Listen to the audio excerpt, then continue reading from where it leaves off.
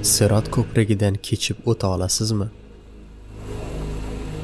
Mahsharda hisob-kitob ishlari tugagach, do'zax ustida bir ko'prik quriladi va barcha insonlar do'zax ustiga qurilgan ushbu ko'prikdan o'tishlari kerakligi ma'lum qilinadi. Bu ko'prikdan taqvo egalari va Allohga itoat qilgan kishilar dunyoda qilgan yaxshi amallari va ularga berilgan qadriyatlarga mos holda yashaganliklari uchun oson o'tib jannatga yo'l oladilar.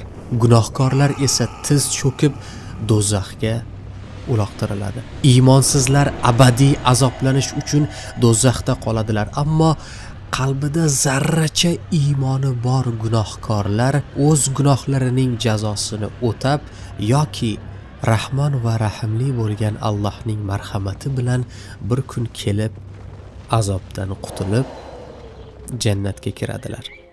Jannat sari yo'l olganlar farishtalar tomonidan qarshi olinadilar. Robbilariga itoat qilgan taqvo egalari esa guruh bo'lib jannatga yo'llanadilar. Nihoyat ular jannat darvozasiga yetib kelganda darvozalar ochiladi va jannat soqchilari sizga salomlar bo'lsin. Xush keldingiz.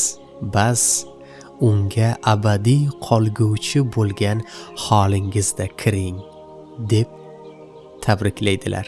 Farishtalar ularga mana shu sizlarga va'da qilingan kundir deb kutib oladilar.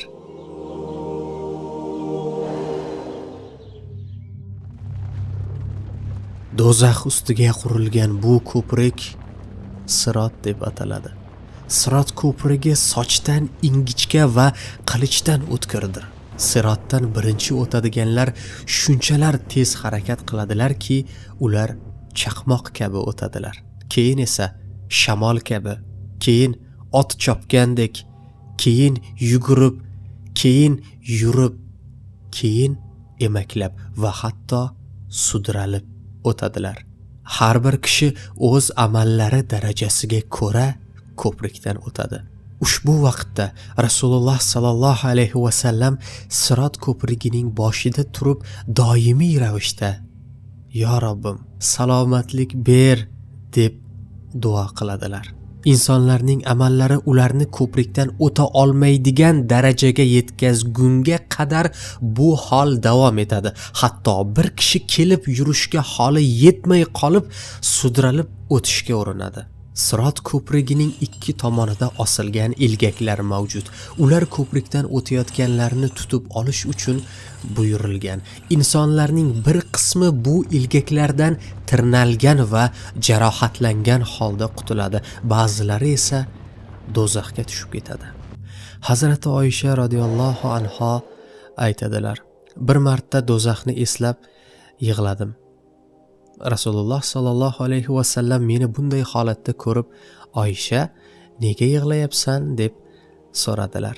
Men do'zaxni esladim va yig'ladim. Siz payg'ambarlar qiyomat kuni oila a'zolaringizni eslaysizmi dedim. Rasululloh sallallohu alayhi va sallam javob berdilar: hech kim boshqalarni o'ylamaydigan 3 joy bor.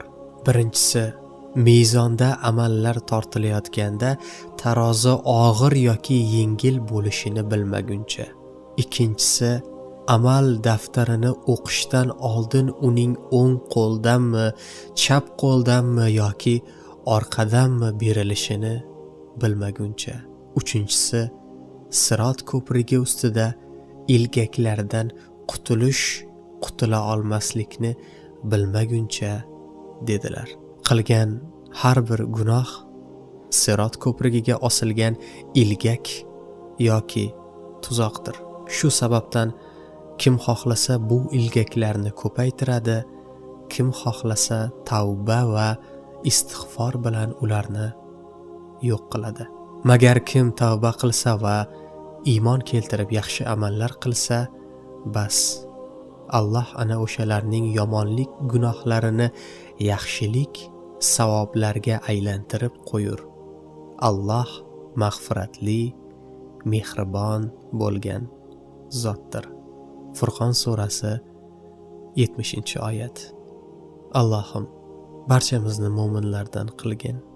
Sirot ko'prigidan chaqmoq tezligida o'tishimizni nasib qil.